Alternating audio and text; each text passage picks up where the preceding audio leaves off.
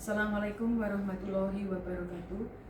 Perkenalkan, nama saya Dr. Worohabsari, SKEP, NS, MKEP. Saya dosen Prodi D3 Keperawatan Universitas Pemuda Semawi. Mata kuliah yang saya ampu adalah mata kuliah keperawatan medikal bedah 1, 2, dan keperawatan kritis. Ada beberapa mata kuliah yang saya ampu. Ada salah satu mata kuliah antara lain adalah KMB 2, di mana pada mata kuliah keperawatan medikal bedah 2 ini saya mengampu mata kuliah asuhan keperawatan pada pasien dengan gangguan rasa nyaman pada pasien dengan kusta, gangguan integumen. Adapun untuk deskripsi mata kuliah pada mata kuliah medikal bedah 2 ini merupakan lanjutan dari mata kuliah medikal bedah 1 yang membahas permasalahan yang terkait yang lazim terjadi pada semua usia, baik yang bersifat akut dan kronis, meliputi gangguan kebutuhan aktivitas patologis sistem muskuloskeletal, persyarafan, indera, serta integumen. Pada aspek penilaian pada mata kuliah ini ada aktivitas partisipasif, ini meliputi 75%, tugas terstruktur 12%, kemudian UTS 13%, UAS 10%, dan praktek 48%. Pada mata kuliah ini pokok bahasan yang nanti akan saya ampu ini adalah terkait dengan asuhan keperawatan pada pasien dengan gangguan sistem integumen kusta. Jadi asuhan keperawatan pada pasien yang mengalami gangguan rasa nyaman dan aman pada pasien kusta, di mana ini juga masuk dalam kategori gangguan pada sistem integumen. Terima kasih, saya cukupkan sekian. Wassalamualaikum warahmatullahi wabarakatuh. Waalaikumsalam warahmatullahi wabarakatuh. Mahasiswa tingkat 2 Tiga Keperawatan, ini pertemuan saya yang kedua, asuhan keperawatan pada pasien dengan gangguan kebutuhan aman dan nyaman akibat gangguan patologis pada sistem integumen. Ini pokoknya saya sampaikan bahwa bahan kajiannya ini kita mereview sistem integumen, ya, sistem integumen itu kulit, kemudian konsep dasar patologis itu penyakit kusta atau lepra, kemudian bagaimana kita mengkonsep aman, nyaman akibat, jadi ada gangguan pada rasa aman dan nyaman akibat gangguan patologis sistem integumen, terutama pada kasus kusta sistem integumen. Kemudian setelah kita memahami, mereview sistem integumen, kemudian konsep dasar kusta, gangguan aman dan nyaman akibat patologis sistem integumen pada kasus kusta, kita juga nanti akan membahas bagaimana asuhan keperawatan pada pasien dengan kusta, mulai dari pengkajian, kemudian diagnosa keperawatan, nursing care plan-nya, ya, jadi nursing care plan itu dari implementasi sampai dengan evaluasi. Jadi pertemuan hari ini kita pokok bahasanya, kajiannya adalah ini, bisa dipahami ya? Oke, baik. Yang pertama, ini kita mereview sistem integumen. Ini kenapa mahasiswa wajib memahami tentang sistem integumen, karena ini menjadi dasar bagaimana kita melakukan asuhan keperawatan pada pasien yang dengan masalah kusta. Kenapa demikian? Karena kusta itu terjadinya yang disarankan patologisnya itu terjadi pada sistem integumen, sehingga ini menjadi dasar yang penting seorang perawat memahami sistem integumen. Sistem integumen itu kita lazimnya adalah dikatakan kulit sistem integumen. Nah, sistem integumen itu apa? sistem integumen ini adalah suatu sistem yang paling banyak berada di dalam tubuh manusia. Kalau dibobot, itu bobot yang paling besar dibandingkan organ-organ lain itu adalah kulit, dan mempunyai efek suatu manfaat fungsi faal fisiologis yang luar biasa terhadap sistem-sistem yang menunjang sistem-sistem yang ada di dalam tubuh. Nah, bekerjanya secara harmonis, dikatakan harmonis itu berkesinambungan, bersinergi, ya, bersinergi, ya, di dalam tubuh. Karena apa? Kembali lagi bahwa konsep sistem ini menutup seluruh permukaan tubuh yang terpapar langsung dengan lingkungan eksternal dari luar. Kemudian sistem ini terdiri dari kulit yang paling dominan, dari seluruh tubuh itu dominan kulit, kemudian rambut, ini bagian dari sistem integumen, kemudian kuku, dan yang memainkan peranan penting dalam mempertahankan namanya homeostasis. Homeostasis itu suatu keseimbangan yang ada di dalam tubuh dengan melakukan suatu fungsi seperti perlindungan. Fungsi lagi adalah regulasi. Regulasi itu apa? Regulator. Apa itu? Regulator itu alatnya, ya. Regulasi itu perjalanannya. Ya, perjalanannya apa? Hormon di situ, suhu di situ, enzim di situ, ya, ini. Dan juga ada komunikasi yang sangat luar biasa. Ini sistem integumen. Kemudian untuk secara anatomi ini ada dua lapisan yang paling luar, namanya dermis. Dermis itu yang bisa kita lihat. Kok kamu warnanya kulitnya kulit langsat ya? Kok kamu hitam ya? Itu apa yang mempengaruhi? Ada yang ketawa. Saya masih hitam bu, jadi malu.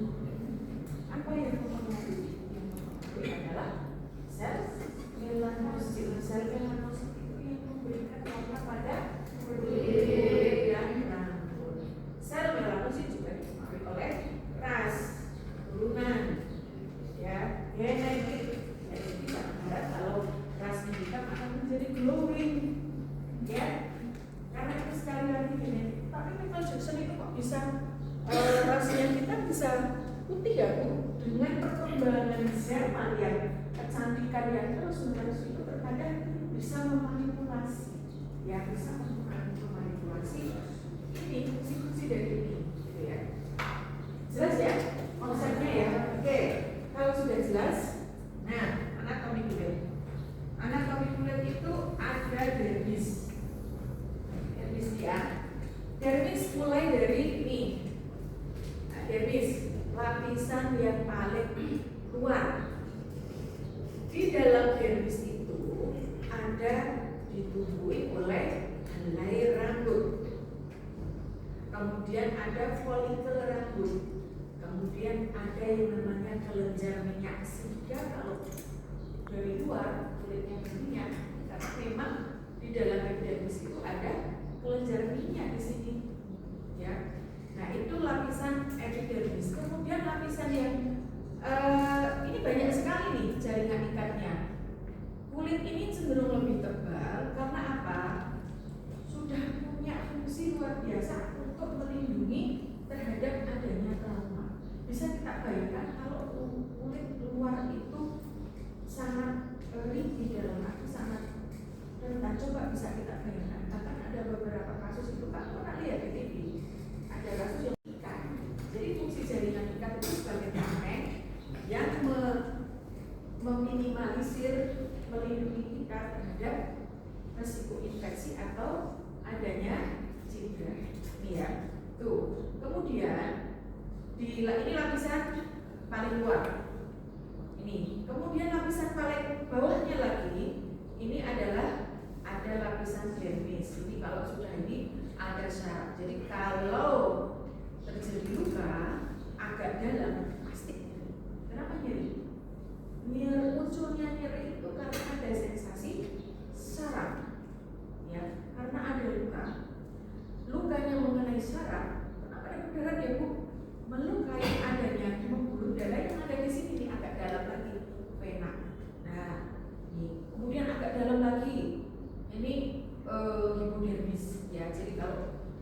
operasi. Pernah melihat lapisan yang putih lemak, apalagi yang satu gemuk, kedua tempat yang dioperasi itu tempat-tempat yang sukutannya tebal seperti di daerah lengan, paha, pokok, pasti lapisan dermisnya ini kelihatan sekali ya. Oke, kemudian iya tadi, kemudian di sini ada pertukaran gas, kemudian ya, terjadi regenerasi dan sebagainya.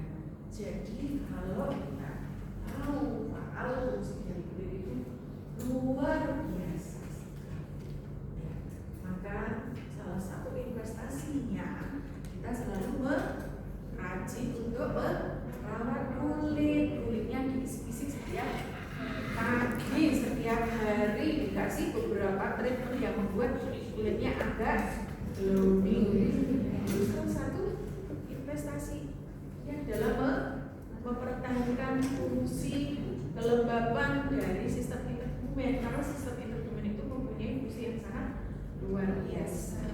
Dan kita bayangkan kalau sudah lansia, coba kamu bandingkan kulitmu sama kulitnya Simbah ya, bukan kelihatan karena memang terjadi penurunan kolagen di dalam kulit, sehingga kulit cenderung lebih tipis, yang kepadatannya juga sudah berkurang. Terutama otomatis ini tingkat stresornya terhadap eksternal juga semakin besar kalau pada lansia, gampang tergores, terkadang juga gampang dingin, gitu ya. Untuk intergumen, sistem intergumen, reviewnya sudah jelas ya,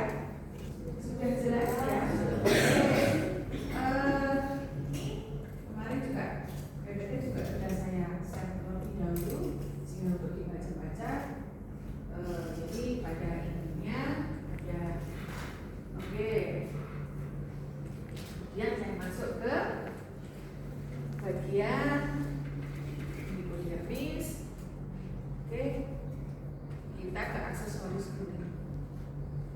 Dalam pikiran kita pernah nggak terpikir bahwa kulit itu masuk dalam aksesorisnya kulit? Oh enggak. Apakah rambut terpikir itu masuk anggotanya intergumen? Tidak. Nah, sekarang mulai pertemuan kali ini kita sudah mulai merubah pengetahuan bahwa bagian dari kulit itu ada unsur rambut dan kuku. Sekarang kuku, sekarang juga luar biasa perkembangannya. Kuku tidak hanya apa begini saja, tetapi sudah ada nail art. Nah, apa yang panjang itu? Ada yang extension kuku kan? Ada juga sepatu. Terkadang saya juga pengen kayak gitu. Iya. Tapi saya pikir lagi kalau karena tapi memang kenapa kita perlu memahami anatomi kulit? Karena kulit dan kuku. Karena apa? Penting kita melakukan ini untuk memahami anatomi kuku supaya kita memberikan edukasi pada pasien yang mengalami gangguan sistem intergumen itu tepat. Contohnya pada pasien dengan diabetes. Kenapa? Ada pasien saya alami itu datang dengan gangren setelah dikasih apa? Memotong kukunya terlalu pendek, terutama di ekstremitas bawah. Ya, itu menjadi pemicu. Ya ini hati-hati. Kemudian gatal. Ya kan ada sensasi kurang juga nih pada pasien gagal itu gatal. Ini kukunya panjang. Ini bisa menyebabkan apa? Lensi. Kemudian jangan sampai terhadap santai itu kan sampai memotong juga salah satunya. Aduh, kalau pada pasien dengan dia DM bahaya ya, tidak ada orang. Oke. Ya, jadi bagaimana cara memotong kuku itu lihat konturnya. Ya. Kemudian, oke, saya rasa ini sudah bahas manfaatnya. Kita masuk ke ini.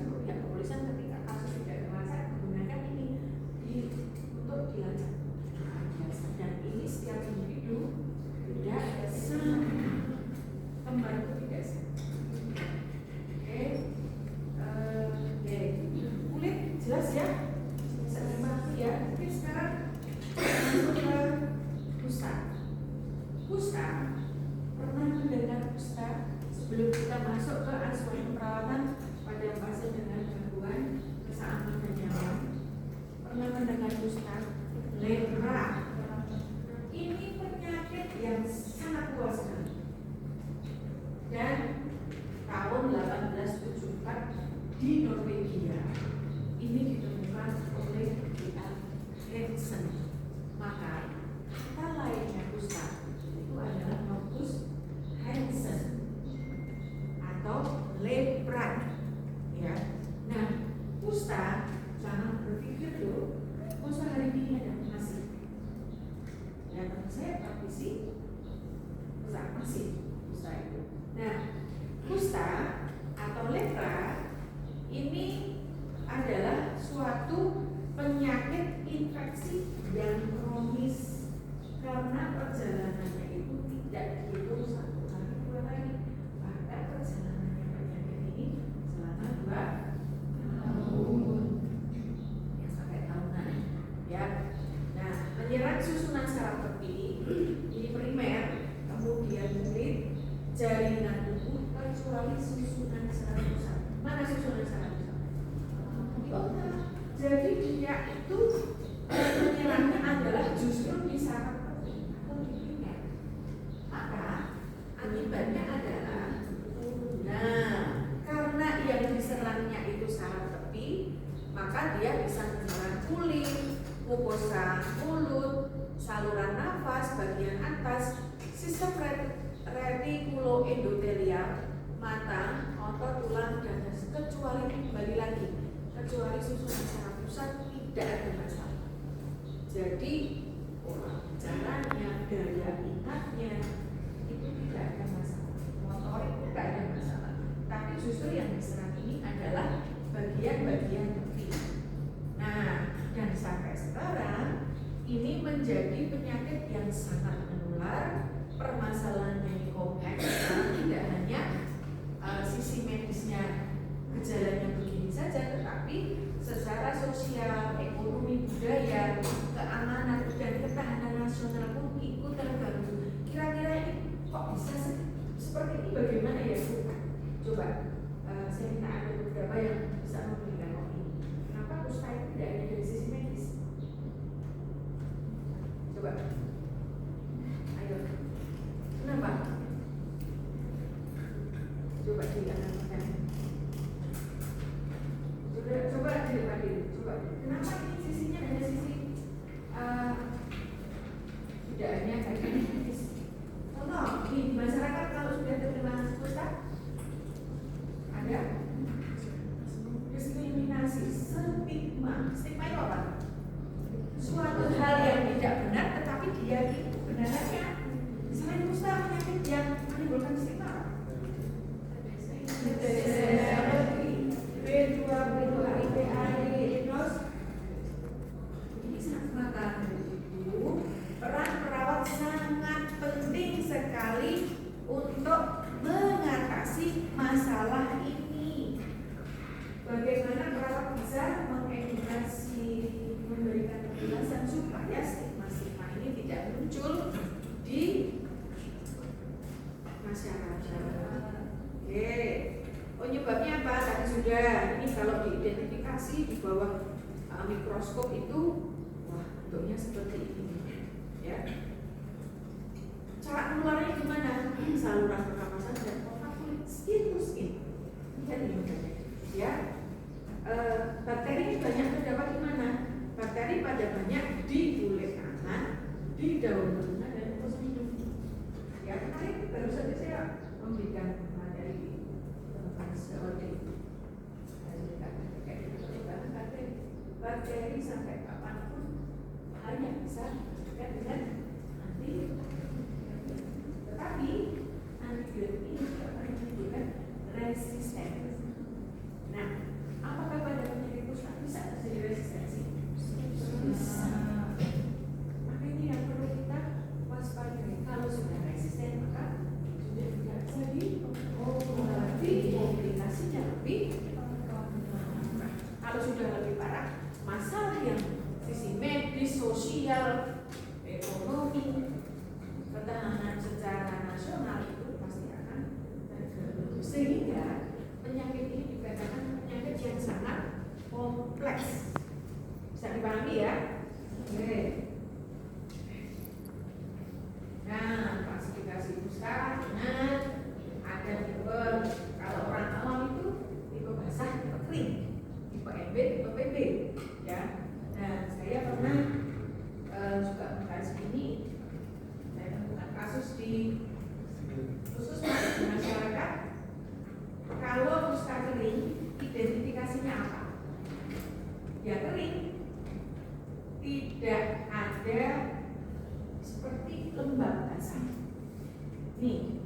Kemudian jumlah bakterinya sedikit, bahkan tidak ditemukan, dan dia tidak menular. Dan bentuknya mirip dengan vitiligo. Oh, vitiligo itu putih. Ada yang vitiligonya seluruh tubuh, ada yang hanya vitiligo. Nah, ini miripnya sama vitiligo, ya. Jadi WHO menyampaikan ada tipe PB dan tipe MB. Ini dasarnya dari mana? Dasarnya adalah satu, secara klinis bagaimana kita mengkaji kondisinya. Kedua adalah kulitnya itu diambil kerok itu, kemudian dilakukan pemeriksaan lab, maka ditemukan TB, tipenya PB atau MB. Kemudian tadi ya, biasanya ini kalau sudah seperti ini akan mati rasa, ya. Jadi bisa dengan vitiligo, biduren, eksim, tidak ada rasa gatal atau rasa sakit. Itu efek anestesinya seperti itu. Kemudian kusta tipe MB ini bentuknya merah. Tadi akan sangat berbeda. Ini paling berat karena apa? Ini kalau Anda perhatikan, bentuknya ini tebal. Kalau dibandingkan dengan kulit sehat, ini tebal. Ya, biasanya itu pasien juga akan merasakan pembengkakan di selaput lendir hidung. Terkadang pasiennya epilepsis atau pingsan. Ya, nah sering sekali pada kasus seperti ini akibat keterlambatan di dalam mendeteksi pemeriksaan.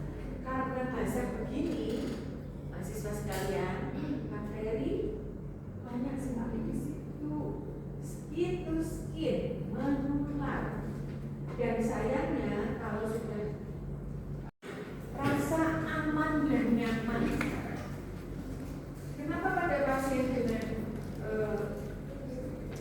kusta ini ada gangguan rasa nyaman dan aman?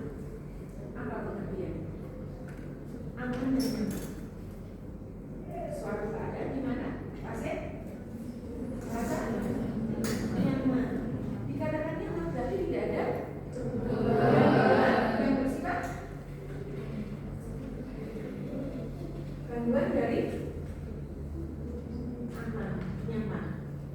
Ada sering ini loh menggunakan diagnosa gangguan rasa aman dan nyaman, nyeri. Apa itu kemudian?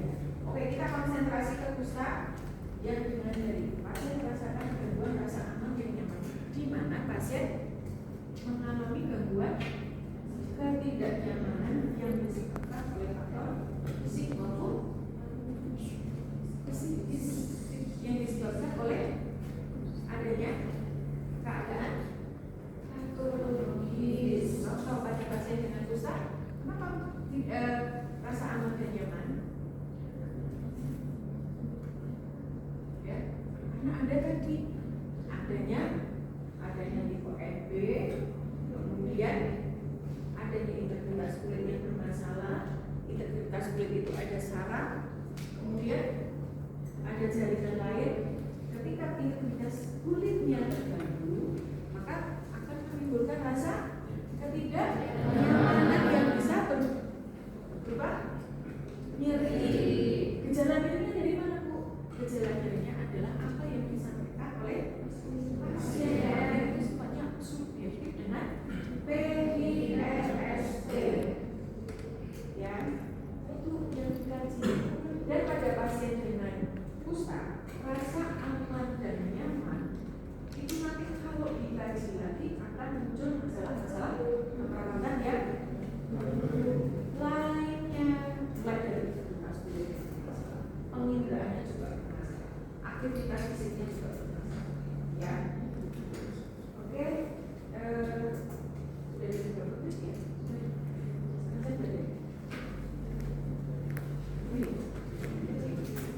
Ada ditanyakan? Ada ditanyakan? Silakan deh. Mau diskusi? Boleh ada ditanyakan? Pada pasien yang kusta?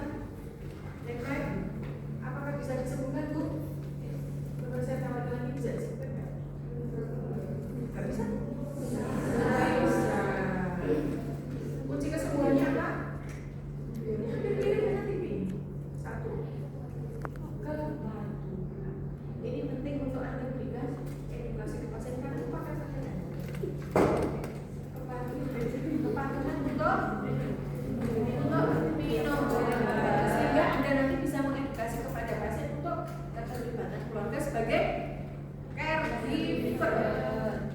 Kedua, suatu kepatuhan. Ini terkait dengan higien sanitasi. Ya enggak? Karena mudah sekali menular.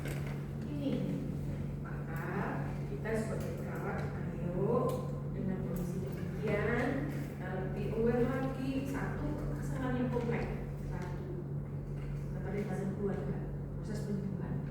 Kedua, menghilangkan stigma masyarakat.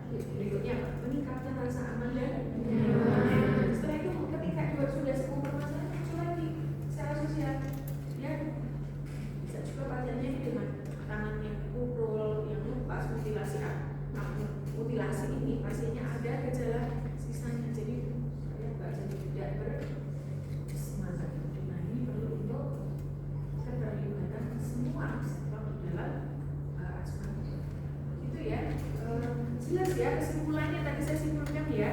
Sekian, terima kasih untuk pertemuan pada pagi hari ini. Sekali lagi mudah-mudahan apa yang saya sampaikan selalu memberikan manfaat, dan sekali lagi tujuan kita adalah untuk meningkatkan kualitas kesehatan terutama